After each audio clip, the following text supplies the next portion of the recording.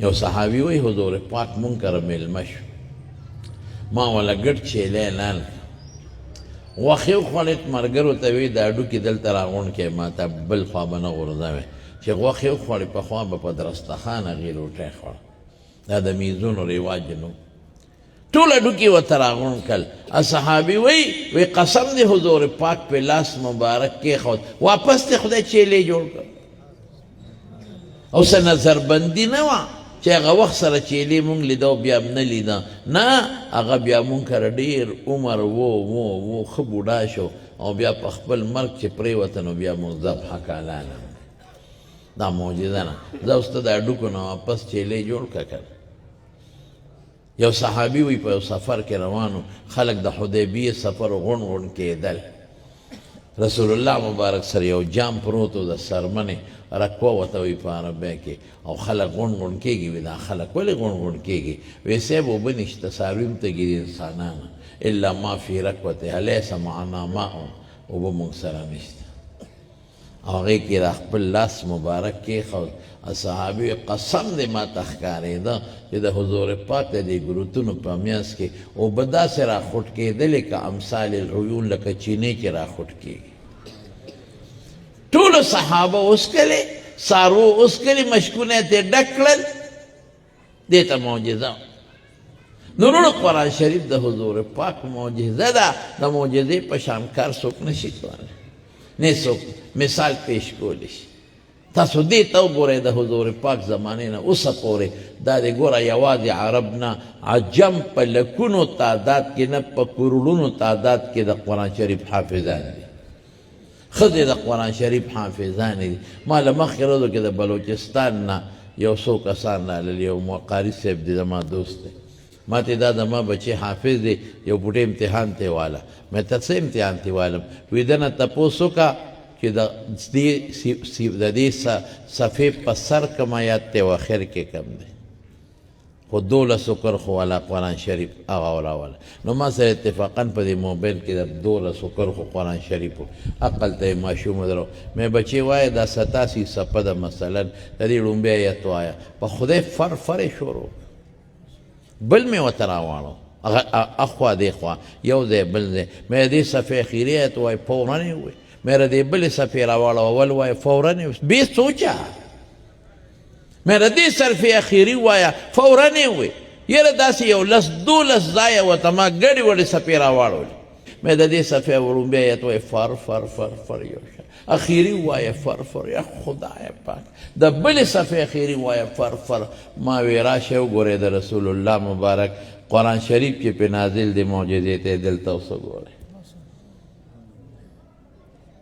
پر غټ کتاب درون راشه وګورئ چې عجم او عرب یو شان لګیا دي، مینه ورکوي، محبت ورکوي ورسره، او حافظان جوړوي.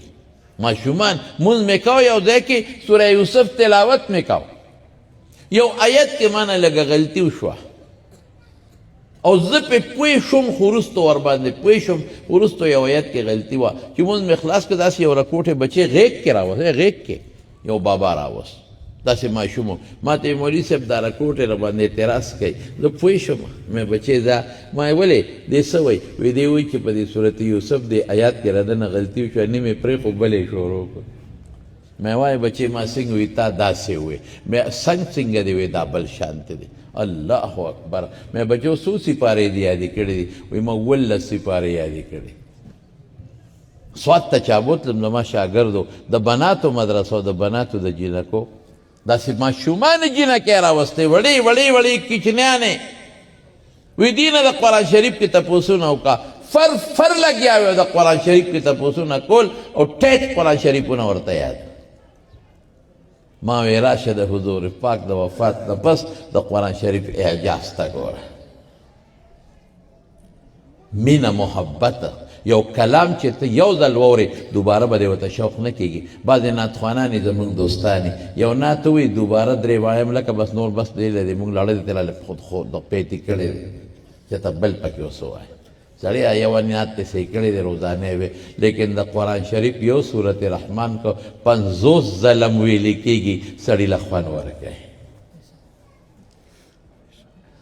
خپل بچي ورته خلکو کېنولی دي، شابه معنا زده کوه.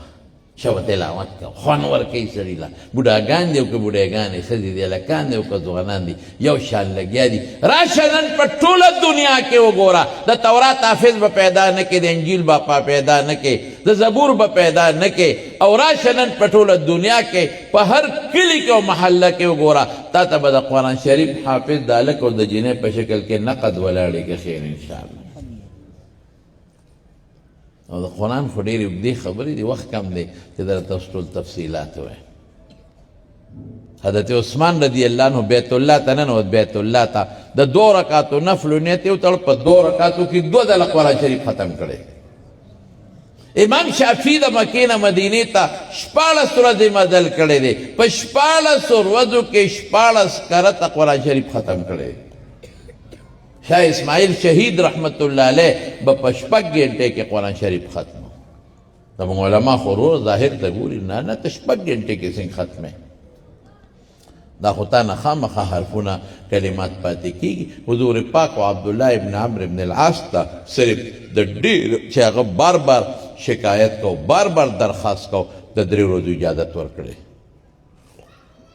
تسنگ آغوی رازے کینے دا گزو دا میدان د دیلی جامع مسجد کې علماء هم کېناستل قاریان هم کېناستل مازدیګر لمونځ شو شروع یې وکړه عالمان لګیا دي هغوی قرآن شریف ته ګوري او چې چاته یاد د هغوی په یادو متوجه دي ماښام بانګې نو ویلې چې ورناس ته قرآن شریف ورسېد وی صاحب دا ستا کرامت دی دا ته کولی شي هغه د حضور پاک دور نه ونیسه تر اوسه پورې افریقه ده او که ایشیا ده او که امریکه ده او که برطانیه ده او که یورپ ده او که زمون پاکستان ده او که عطور ده او که سپین ده هر انسان چې مسلمان وي په زړه کې الله د قرآن جذبه او مینه پیدا کړي